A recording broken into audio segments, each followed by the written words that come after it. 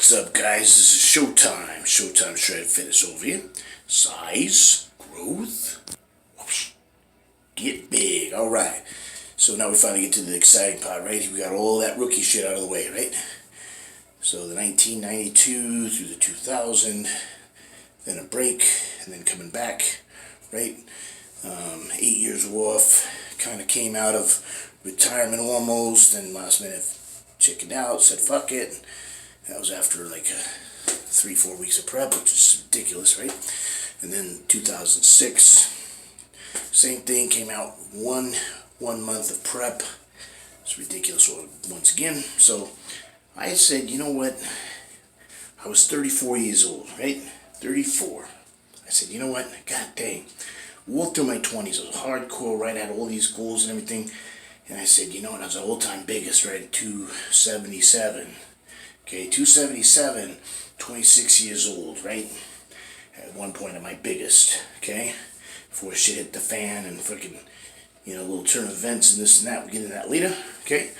But it calls for early retirement, fair enough. So here's what happened. So I go and I say, all right, this is the year 2008. I'm 34 years old. Well, through my 20s, I said, I can't wait till I get my 30s.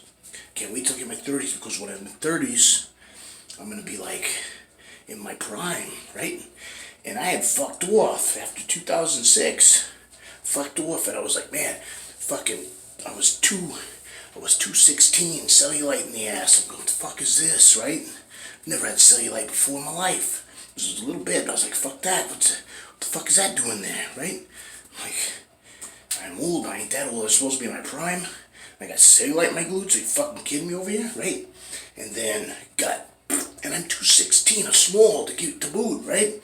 I'm like, that ain't happening, man. So I said, I'm gonna have somebody to hold me accountable, because I get in the habit of since I got married, right? In 2002, I had this bad habit, right, of letting all these unimportant things take over, right? Work, jobs, family, which is important, don't get me wrong, but remember, when you put something in the back burner, it stays in the back burner. You put it number one, your family and God's always still going to be number one, fair enough, unless you're having a problem with that, and then you're going to have to amp it up, like a bodybuilder or something, and put it up there at first place. But most people just naturally have family, their faith up there at number one, fair enough. So I was already there with those two things, okay? But everything else, all these stupid distractions that I didn't need. Drinking beer more than once in a while, I'd be like, come home, crack a beer, right? Watch television, whatever. If I had spare time, because again, I was working a lot. So it is what it is, but I just said no more. I'm gonna do this now. I'm gonna do a show, and I don't give a fuck. I'm gonna have like 3 people I can trust to hold me accountable. That's Andre Galloway, Ben Matheson, and Roger Baker. Whoever I see first out of those guys, I'm gonna ask them if they can either train with me, or train me, or hold me accountable, or whatever the fuck, I didn't need a lot. I just needed just somebody to fucking keep me in line and keep me focused, so I don't get distracted with unimportant shit, okay? Which is anything other than bodybuilding. I was gonna do a show, small show, little show, not a national qualifier, any other bullshit. Just nice little natural show, right? So it's clean, nice little natural show, fucking nothing big, and just top 5. That's all I cared about. Top 5, and then I wanted to bench press 800 pounds. Maybe next school, okay? I want to bench 800 pounds, not 800 pounds, 600 pounds. 600 or 800, at least 600 pounds. At least 6. If I got to 6, I was going to bump it to 8. That's right. That was my strategy, because my bench, the best bench at that point was only 500. So I wanted to get at least 600 pound. I didn't care whether it was shirt or raw. And I wanted to then, from there, if I got the bug, then I was going to try to go 800. Fair enough.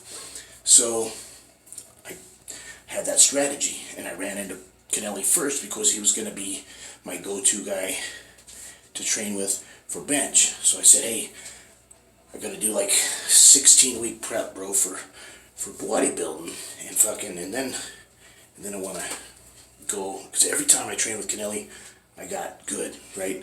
I got 50 pounds on my bench. So First time I trained with him, I went from a 400 bench to a 450. Then I trained with him again later on down the road, 450 to 500, and that's training, 1 to 4 months with the guy. That's it.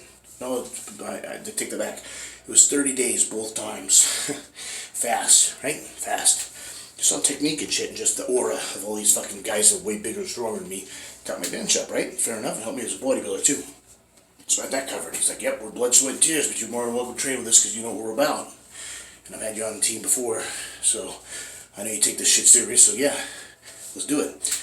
And so I had that lined up, but then I ended up doing the 2008, and out of those 3 guys I just mentioned, Roger Baker, Andre Gallo, and Ben Matheson, I ran into Roger Baker because he was the manager at Vitamin World at the time, and it's like, so kill 2 birds with 1 stone. Here I am. I'll see if he can help me out. If not, then I'll see if Ben or Andre's available, right? He's like, fuck yeah, dude, I'll help you out. So, oh shit, all right. So done deal. So fucking he prepped me, and first month was bulk. So went from 216 to 226 in 30 days, and then we dropped from if I would have gone longer, I would have got bigger. I know this and it's what's coming, but because it's later in the story, but not in this video. But anyways, so I went 216, 226, 1 month of hardcore, consistent training that I hadn't been doing. So just the consistency alone, bada bing, bada boom, gained 10 pounds in a month. Then we dropped 196 for the first show. Shit, the only shows available were fucking national qualifiers. But I didn't want to do coming back into it, right? I want to do novice, but I'd already won a novice back in 1997. I can't do it again, right? Plus it's overall. I can't do that, right? Until I could have, but that wouldn't have felt right, okay? So, did the open. Light heavyweight, weighed into, no, that's not true. I weighed in as a heavyweight. I weighed in at 201 or so. And I was really surprised because Ron and Susan Smith had both recognized me from back in the day. I was like, oh, that's the covering, they still remember who I was. And Ron said, yeah, I remember you were a really good bodybuilder back in the day. I was like, oh, thanks, because I didn't think I was, other than the overall novice that I won. I was kind of a flop in the open. I was really disappointed in myself. So, the first show, I had to go up against fucking Mike Katke and Mel Taylor, right? And Mel Taylor's an IFBB pro right now. So, Mel Taylor was first. Matt Katke was second. I've got a nice story about this too, but it's going to make this video too long. So, I'm going to do just this video, and I'm going to shorten it up.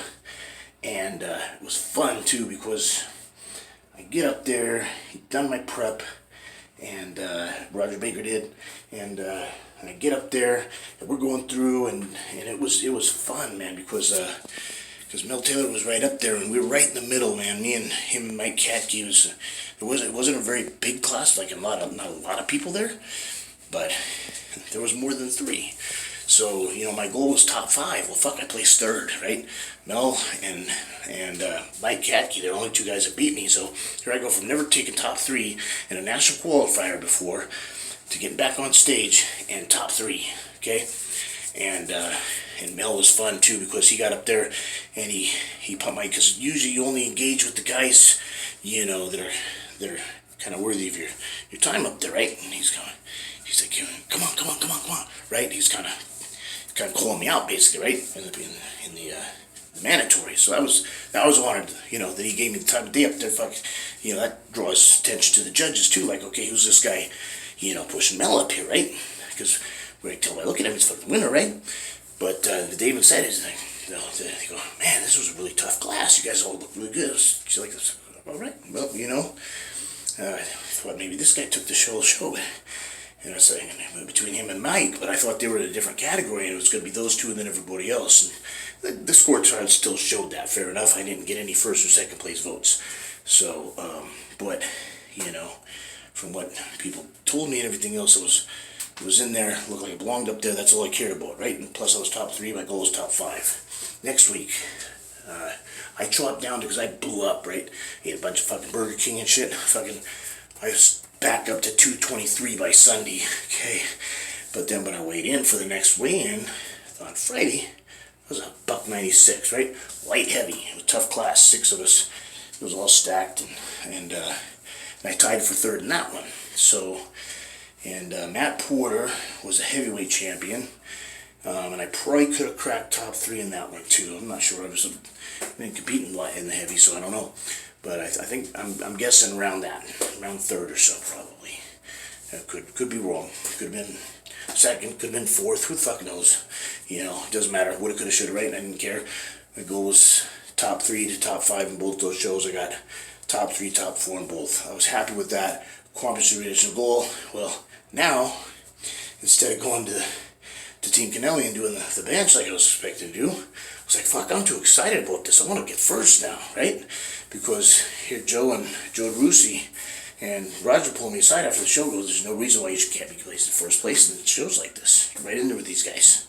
You know, you've come off 8 years and you're top 3 after 12 weeks of prep. That's crazy because the first 4 weeks bulking, right? So I only dieted for 12 weeks, right? So I was like, all right, cool, let's do this. And that's where everything started. That's where the obsession went, and I've just fucking, you know, I've been on board with bodybuilding again ever since 2008.